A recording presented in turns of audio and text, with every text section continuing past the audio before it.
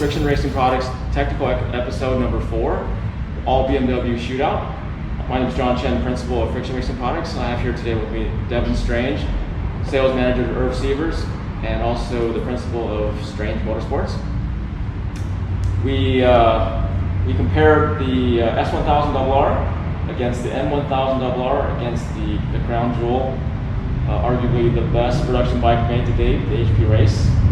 Kind of stars aligned for us to be able to conduct this test at Auto Club Speedway August 29th, and we had a chance to ride all 3 bikes at one of their events in a semi-private session and be able to score them on various categories and share that data with you here today. Before we get into the actual scores of the different categories, let's go over the modifications we did to the bikes. So we have an S1000RR with quite a bit of mods to it. It's got Öhlins R&T forks, Öhlins TTX rear shock, Brembo billet master, Brembo HP4 Race 2-piece billet calipers, T-drive rotors, Brembo Z04 pads, and light tech rear sets. On the M1000RR has a full acro system. Sorry, the S1000RR also has a full acro system. It was also mapped. ECU was mapped. The M1000RR has a full acro system as well. Also has the ECU was mapped. Suspension was set up by Steve Weir. HP Race was mapped by Steve Weir, and suspension setup was done by Steve Weir. All the bikes were running on Pirelli Superbike tires, the 125 fronts and the 265 rears, all in SC1 compounds. So for those of you not familiar with Auto Club Speedway, it has a huge variety of corners and long straightaways. It's got probably the longest straightaway of all the tracks here, at least in California. Right, the front straightaway is 6-gear, 180 mile an hour plus. So we were able to stretch the legs on these bikes. It's got some fast and slow chicanes. It's got some super hard braking zones down the back straight from 5th to 2nd into a series of tight switchbacks. It's got some fast sweeping turns. So we had a huge variety of corners to test these bikes on, which was a great venue for us to test. All right, so let's get into the scores. So the categories we scored these bikes on were brakes, power. We split that up to low, mid, and high. Handling, we split that up into turn-in, mid-corner, and quarter exit, and suspension. So S1000RR on the brakes. Devin, how did you score that bike? The S1000RR on the brakes with that brake upgrade with those rotors, I scored it a 9. Excellent. So one thing on this scoring, we chose a scale of 1 to 10. 10 being the best out of the 3 bikes which we chose, and then the other 2, the lower scores would be off of that scale. So 10 doesn't mean that it's absolutely the best. It was the best out of these 3. Correct. Okay. So Devin, you scored the S with that brake setup, the Brembo setup, a 9. I also scored it a 9. What about the M1000RR with the stock brake setup? So with the stock brakes, I mean, it's hard to compare against the other 2 with the upgraded brakes. It wasn't bad, but it definitely wasn't as good as what we had on the others. So I scored it an 8. Okay. So I scored the M a little bit lower. I scored it a 7. I felt like there was quite a bit more difference between a modded S1000 with the Brembo setup versus the stock M with the Nissan setup. What about the HP Race? You can't touch the HP Race on brakes. 1 finger, half the stopping time, it's a 10. It's a 10 all around. Yeah, for those of you not familiar with the HP Race, it has the ultimate 1-piece monoblock billet calipers and of course the Öhlins FGR gas charge force. So that front end is amazing. And of course the billet calipers. Okay, so let's move to power. So on the low range, on the S1000, how did you score that? The S on the low range, I gave it a 7. Okay. I gave that bike an 8. What about the M1000? The M1000, did I score the M? I scored it an 8 as well. So I also scored the M an 8. I didn't feel there was much difference between the base S and the M in the low range. Pretty close. Yeah. And what about the HP Race? I mean, it was a 10. Yeah. Same for me, a 10. And maybe not because it actually made more power on the low end, but I think the weight, the sheer weight difference of the bike. Very linear delivery. I mean, it feels like its power to the ground is instant. There's no compensation anywhere. It's just power to the ground. Right. I think it's probably 50. It's got 50 pounds less than these other two bikes. Correct. Roughly, right? Okay. So what about mid-range? So how'd you score the S? The S on the mid, I gave it a 7. Okay. And what about? And I gave the S an 8 also on the mid. What'd you do on the M? On the M, I gave the mid a 9. I think the tune on the M just gives it a little more grunt in that mid-range section than the S did. Okay, good. So again, both of these bikes were flash, so they're not stock mapping. I gave the M an 8, not quite as high as you did. I didn't feel as much of a difference between the S and M as you did. What about the HP Race? The HP Race, I gave it a 10. Yeah, same here. I gave the HP Race a 10, which was a little bit surprising to me because both the S and the M and the new gen motors have variable valve technology, correct, which is supposed to give you more mid-range. But I didn't feel that compared to the HP Race, which is the old gen motor, which did not have the variable valve technology. I felt it was still stronger in the mid-range on the HP Race. Yeah, I agree. Okay, let's go to top end. How did you score the S on the top end? The S on the top with the tune is really good. I mean, I gave it a 9.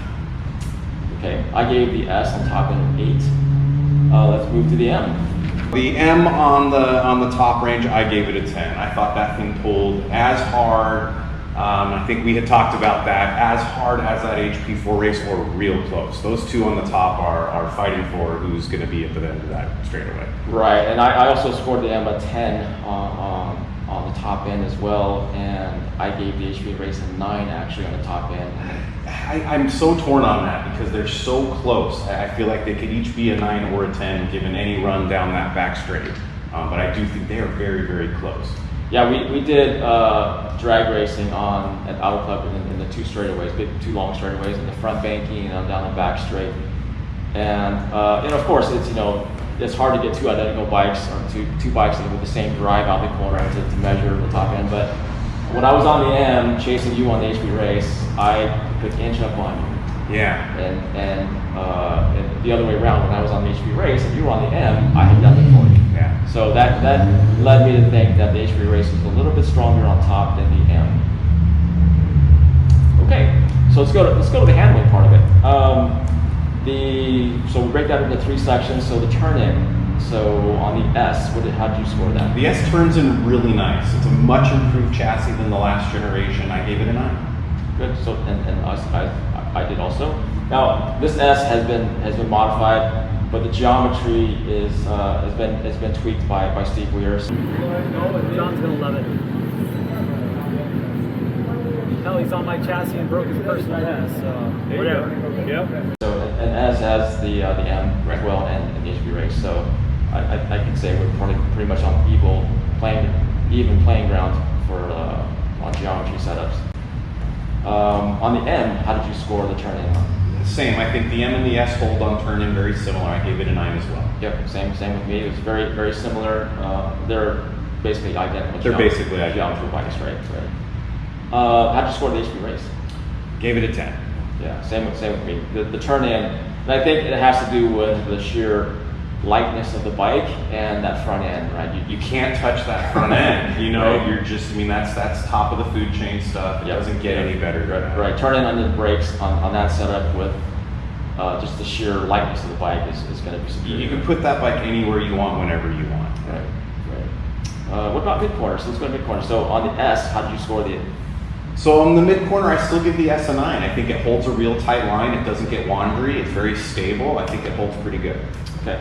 I gave the S an 8 in that category, and mainly because I differentiated from the M. I gave the M a little bit higher score at 9. Yeah, I gave the M a 10. I think the mid corner on that M is really quite amazing. It felt a little bit more planted and a little bit more stable than what I felt on the S. Yeah, same with me. And I don't know if any of that has to do with the winglets or not. It's supposed to be 9 feet of foot-pounds of force at 90 miles an hour, so that's doing something for sure. And that's what they claim on the winglets. It's more about the downforce under braking and mid-corner stability. Right. In Auto Club, there's some fast sweepers, that where that would definitely shine. Yeah. HP Race, mid-corner, how did you score that? I gave it a 10, but I think I was so in awe of how it got into the corner. I was just sort of along for the ride at that point.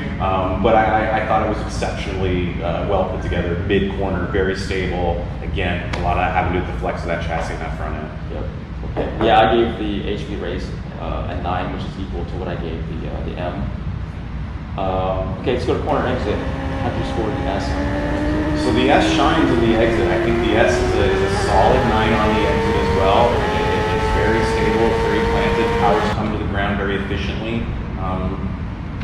Very, very solid coming out of the corner. Okay. Yep, and I scored the S also a 9. The geometry on the S has changed from the previous gen, which the HP Race is based on, and I feel like it finished the corner a lot better than the previous gen bikes. 100%. And it's really hard for somebody watching these videos that has a previous gen BMW to say, well, what do you mean? My bike finishes the corner just fine. But if you ride the bikes side by side, you really have to ride them session to session. They're uniquely different machines. Right. Then you'll be able to feel exactly the differences, right? You can't even ride them from 1 month to next month because that's just too much time elapsed. You got to do from session to session. So we had the opportunity to do that from one session to the next session, jump on the next bike. So you can definitely tell there's a difference in corner exit, and I feel like the S, the new geometry did finish that corner exit really better. nice. Yeah. And the geometry is different on the bike, right? It is. And not statically it's different, but also dynamically it's different how Correct. it tracks, right? So that's actually more important. What is the suspension doing as you're moving through the track? And dynamically, there's something going on in this bike.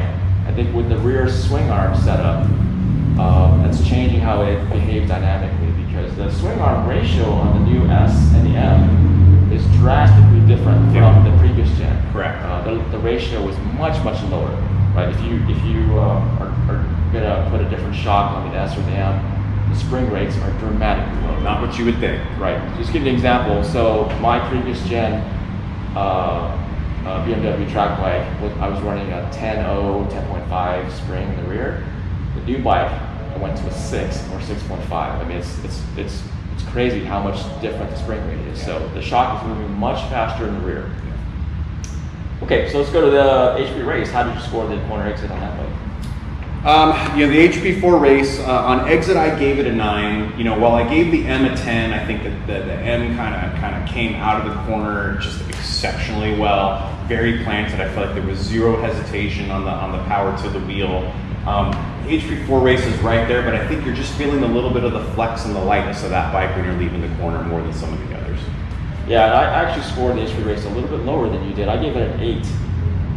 Actually even lower than the S, right? So I gave the S a 9, I gave the HP Race an 8 on corner exit, because I felt like that geometry, that setup would tend to run wider. Yeah. And not to say there's anything wrong with the HP Race at all, but if you ride them back to back, you will feel that the new geometry bikes tend to finish off that corner exit a little bit better, not run as wide when you're on the throttle accelerating. Maybe psychologically I'm willing to hold on a little bit tighter and keep things a little more planted here too, where I'm willing to let this do its thing a little bit because I know it's going to be within reason. Okay, good.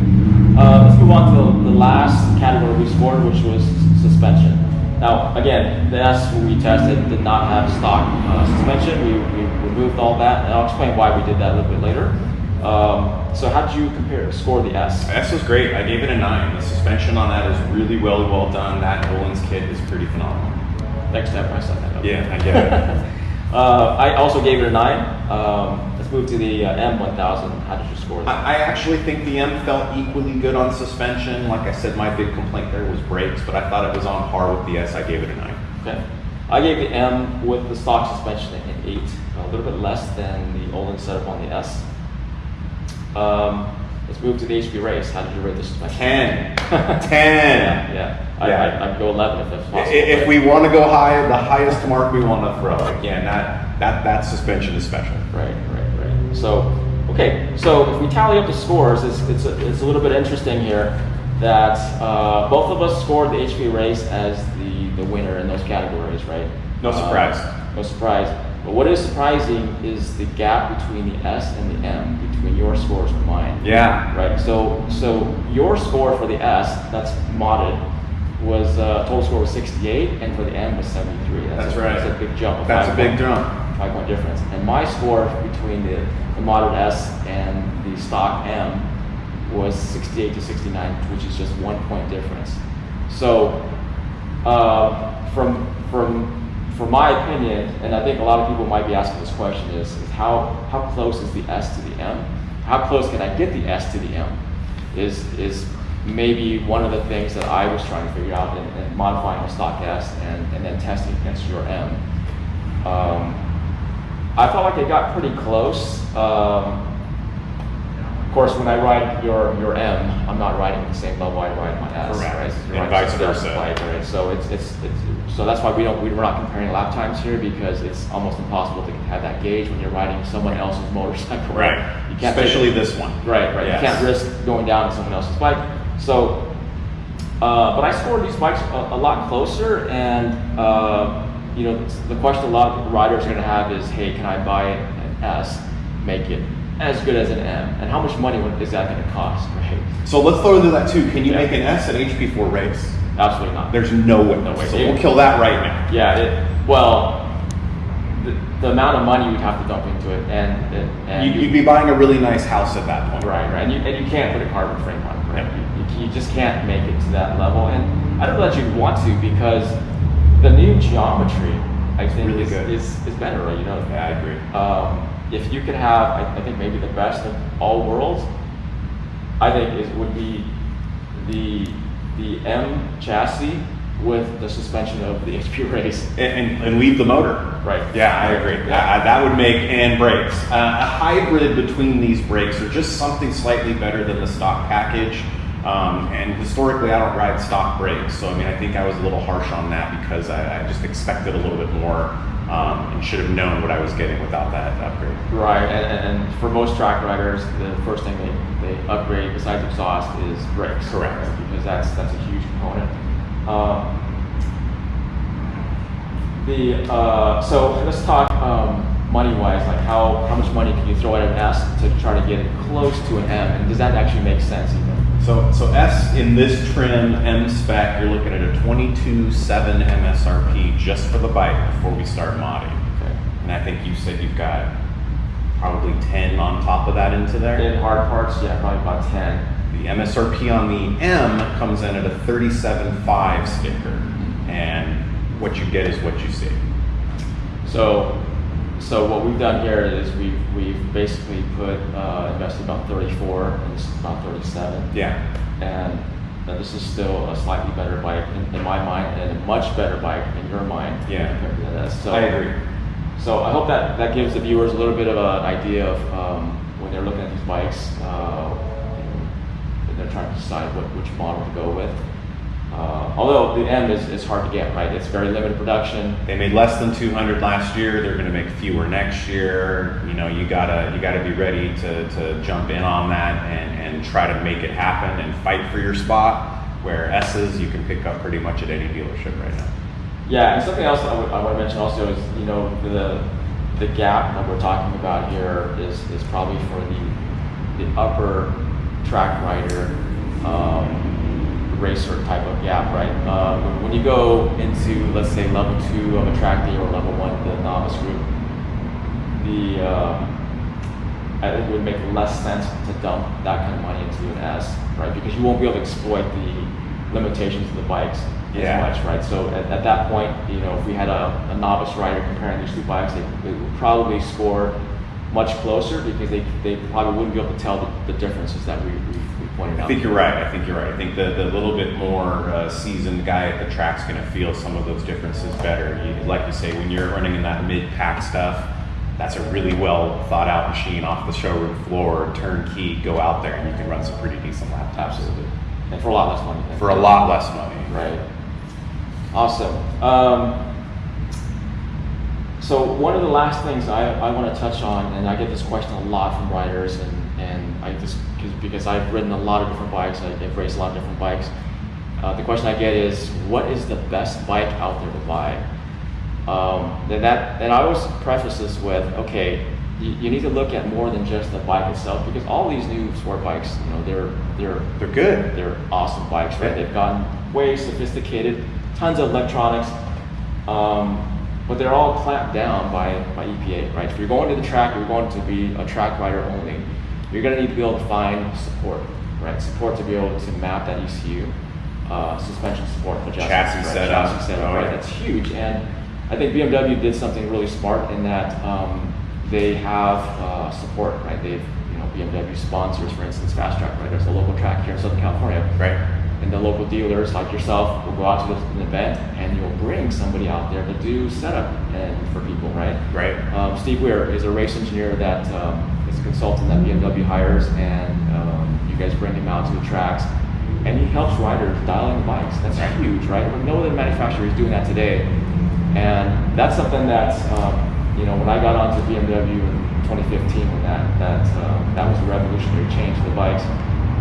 That's one thing I noticed right off the bat. I met Steve, and you know, we've been in contact ever since, and he's helped me set up all these bikes, and that kind of support is just it's not available with the other brands. You know, it's No, and BMW North America corporate subsidizes part of the cost to bring him out, which makes it really attractive for the dealerships. I mean, we are eager to bring him to as many events as we can because of the reaction that we get from people with that support. It's incredible. Right. And I don't work for BMW. I want to applaud BMW for doing that, because I've heard from a lot of different riders at the tracks, you know, how frustrated they get with, you know, terrible mapping that someone's done, you know, Looking around for the manufacturer support. right, And there is none. and how to then set up, they're just guessing at it, right? And you're spending a lot of time, money, right, burning up tires on a racetrack, trying to get a better setup on the bike, and when you're supposed to be out there enjoying the ride. Enjoy it, let them take care of it, let the dealership support network take care of it. I mean, that's the beauty. The one thing we get when Steve's out there a lot is, well, what do you charge to help out?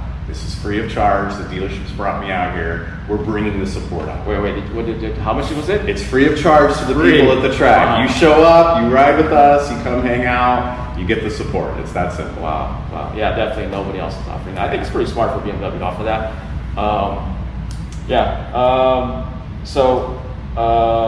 That about wraps it up for us on this comparison test. And I think in the future we're going to try to do some more comparison tests, especially once we maybe change some of the brakes up on this bike. And see We've how got stuff coming. Good. If you haven't checked out our other episodes on Facebook, technical episodes 1 through 3, check those out. They're not video format, they're just written articles, but pretty good information about tires, tire pressure, the relationship with tire pressure and heat and grip. We've got a good article about the Pirelli Superbike tires, the new versus the legacy sizes, the 120 to 260 versus the 125, 265, geometry differences, etc. I'm also a comparison. Good article, check those out on our Facebook page. We look forward to seeing you guys next time. Thanks, Devin. Thank you.